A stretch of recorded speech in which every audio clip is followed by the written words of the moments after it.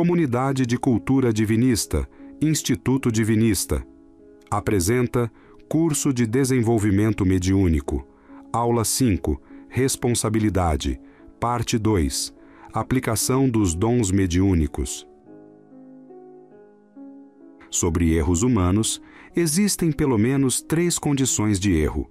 O erro por negligência, quando a criatura pouco sabe e usa mal do pouco que sabe, por desconhecer o montante de efeitos calamitosos no porvir dos tempos, das vidas e das provas expiatórias. O erro espontâneo, quando a criatura, por não ter conhecimento de causa, pode produzir o mal, pensando que está produzindo o bem. Virá a responder, é claro, mas lhe será levado em conta a ignorância e o bom ânimo. O erro proposital, calculado, daquele que se deixa arrastar pelos aranzéis do mundo. Este erro será julgado a rigor, porque mais será exigido, como o ensinou Jesus, daquele que mais conhece.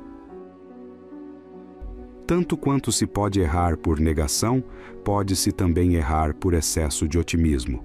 Já assinalamos no início, com letras maiúsculas, como agem as virtudes básicas, sem preferências e sem prevenções de ordem particular. Não seja, pois, criatura alguma, nem quente nem fria em extremo, procurando manter o equilíbrio, o meio termo, por constituir a chave dos melhores êxitos. Repetimos, precipitações e extremismos valem como provas de ignorância das leis fundamentais e dos recursos normais. Quando o espírito é de formação psicológica normal, equilibrada, o meio-termo oferece-lhe elementos de função evolutiva, também simples, também normal. Não te mortifiques, trabalhe antes, porque a luta na intimidade dos indivíduos é necessária. Antes de selecionar no exterior, cumpre fazê-lo no íntimo. Antes de julgar, mais convém cooperar. Isso que tens visto no todo humano e que te custa tormentas e terríveis presságios, nada mais é do que a soma dos movimentos individuais e íntimos no rumo da edificação, do aperfeiçoamento final. Ensine-se, portanto, aquilo que é necessário ensinar. Que os mais sábios ofereçam os melhores exemplos, e a lei dará a cada um segundo o seu merecimento. Em face do conhecimento da verdade, coisa bem difícil é um irmão julgar o outro, qualificando-o superior ou inferior, capaz ou incapaz. A justa medida, pois, é aquela que contém o melhor conhecimento e o mais puro exemplo. O que passar disso, embora seja até mesmo bem intencionado, pode conter grande falha e vir a custar severos constrangimentos. De resto, quem vier a conhecer a verdade, faça coisas de bom conhecedor. Se vier a cometer faltas, não atire a culpa sobre terceiros. Quem é capaz de tomar iniciativa de conhecer, que se responsabilize pelo seu mesmo proceder. Espera o teu irmão o tempo certo, mas, se ele fizer questão de estacionar ou agir mal, deixa-o e caminha tu para frente, porque a divina justiça sempre observará o esforço de cada filho de Deus para recompensá-lo. Sobre vaidades mediúnicas. Acredito que poucos médiuns passarão pelo mundo sem se verem envolvidos pela peçonha da presunção da vaidade mediúnica. Ciúmes e vaidades, e muitas vezes faltas ainda mais graves, deveriam de provas pelas quais devem mesmo passar, pois todo aquele que pretende ser o iluminador das consciências alheias, deverá provar que para consigo mesmo não é menos vigilante. Alguns dos apóstolos, antes mesmo de imaginar sequer nos trabalhos e nas lutas por vindouras, pois tudo ainda pesava nas responsabilidades de Jesus, já faziam presunçosos pensamentos sobre qual deles seria o maior no reino do céu. Enquanto isso, o divino modelo afirmava que sua obrigação era servir e não ser servido. Embora sejam muitos os entraves que dificultam a realização do Cristo interno, temos o egoísmo e o orgulho como sendo os maiores inimigos do homem. Estes inimigos é que quase sempre movimentam os outros, fazendo o homem fracassar nos trabalhos internos de edificação crística.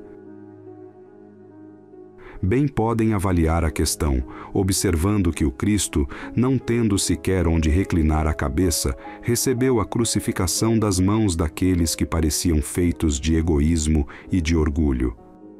Moral é harmonia, amor é sublimação e revelação é fonte informativa.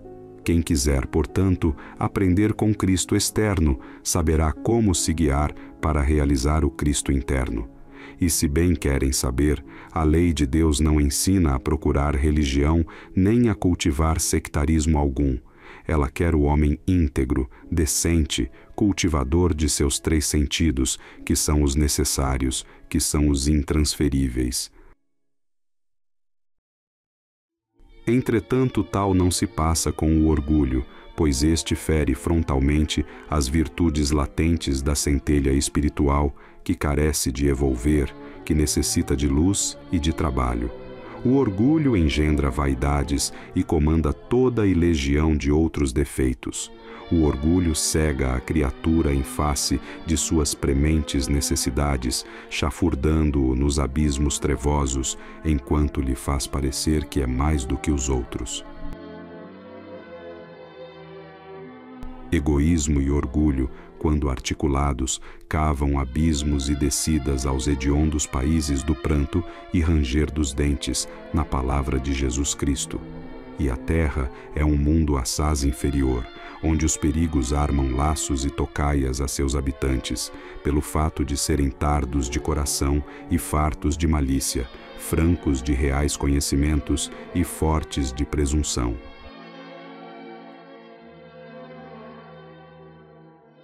Dor e sofrimento. A dor, como fenômeno mecânico, deve ser estudada e eliminada pela base. Nunca poderia ser mais que consequência de maus feitos, de desequilíbrio. Logo, nunca será flor e nem brinde do céu. É apenas o testemunho da falta. Cumpre, pelo sintoma, ir à causa e repará-la. O bonito está no agir com inteligência, com esmero, no sentido de liquidá-la o mais pronto. Para quem cair ou desviar-se, levantar-se e retomar o caminho. Muito merece o pecador que muito se arrepende, mas em obras, não em discursos ou aparências. Fácil, fazer discursos, apresentar, querer mandar nas consciências alheias.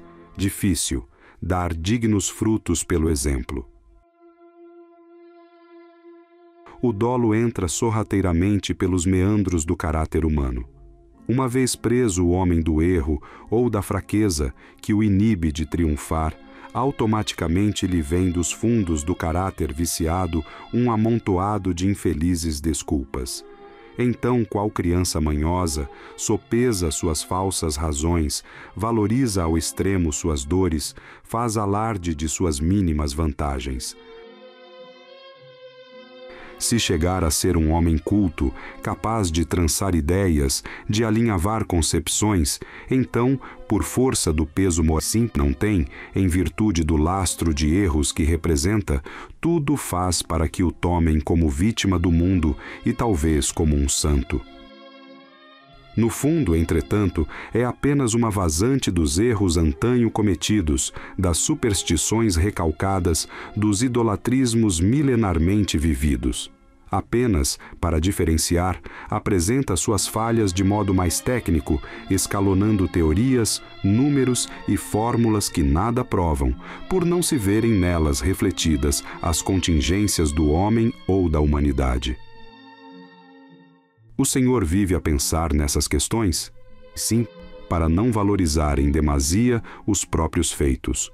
Com um pouco menos de autopoliciamento, o homem vive uma vida comum, na altitude de suas concepções, pelos estudos que pode adquirir, e, entretanto, se julga mais e melhor do que o seu próximo. Tudo comum, tudo normal, enquanto não se lhe meter na mente que é uma vítima do mundo e dos companheiros de jornada. Se isto lhe ocorrer, ou lhe fizerem ocorrer, então passará a se julgar um missionário, um meio-cristo, um sofredor da causa humana. Repare que disso há muito. Lei do movimento ou progresso.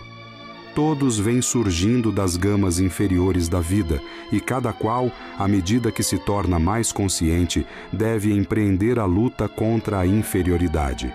É para a frente que se deve olhar, não para trás. As glórias finais são psíquicas e não instintivas. Compreenda cada qual o que tem e aquilo que lhe falta, sopesando severamente a necessidade de amar cada vez mais, porque fora do amor não há vitória de fato. Antes de elogiar a dor, faça-se alguma coisa por eliminá-la. Uma nova era surge para a humanidade, reclamando mais amor, mais ciência, muito mais sinceridade do homem para consigo mesmo. Desculpas falazes não levantam o reino de Deus no íntimo do homem. Ou se arranca o mal desde a sua raiz, ou se faz obra de tolo encobrindo-o com dísticos piegas e desculpas de falsas observâncias. Não se teçam elogios às punições, que isso significa ignorância ou covardia.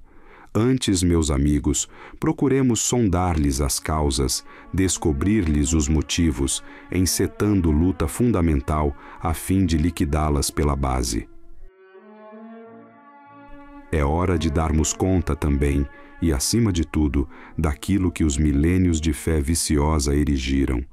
Enfrentar a realidade face a face e reconhecer tão profundos e recalcados erros e terçar as armas do espírito com o fito de vencer, pode ser porventura deprimente para alguém? Aquele que meter a mão ao arado, não olhe para trás. Quem olhar para trás ou recuar estará apenas dificultando, atrasando a marcha evolutiva do Cristo interno. Estará fazendo contra si, pessoalmente, aquilo que nenhum inimigo exterior poderia fazer. Convém, portanto, enfrentar o problema da evolução consciente, ou intelecto moral, com todo o critério, sem exageros, sem precipitações, sem fanatismos sectários. Marchai para o grau crístico. O Cristo interno deve ser elaborado segundo a divina configuração do Cristo externo. Para isso é que o Pai Divino, em tempos apropriados, envia Cristos ou divinos modelos às humanidades em evolução. Entre o Pai e o Filho, a distância é de ordem vibratória e terá que ser vencida, custe mais ou custe menos. A marcha para o íntimo, a marcha no rumo do amor e da sabedoria, deve ser encarada com todo o rigor possível. Chega de adular e pedir, chega de bajular e reclamar, basta de sugerir a Deus que seja ou se faça de bom, justo, misericordioso, etc. Vamos tratar de compreender que nós é que nos devemos lançar a essas virtudes, descobrindo-nos em nós mesmos. Deus é em tudo e em todos a base essencial, não deixando jamais de ser imutável. Diga ou pense o homem como quiser, peça ou não a Deus se faça justo, amorável, etc. O homem precisa dar-se ao culto das virtudes inatas, que tem por dever fazer aflorar, e não viver a pedir, a clamar, enfim, a proceder como blasfemo, pois quem pensa precisar Deus dos seus avisos, por certo, que blasfema. Ignorar seus gloriosos dons inatos e viver a acusar a Deus, isso caracteriza o religioso em geral. Contra isso, devemos brandir nossas armas intelectuais revolucionárias. Virtudes divinas a serem desabrochadas e praticadas: tolerância, cooperação, ponderação, humildade, simplicidade, paciência, aceitação,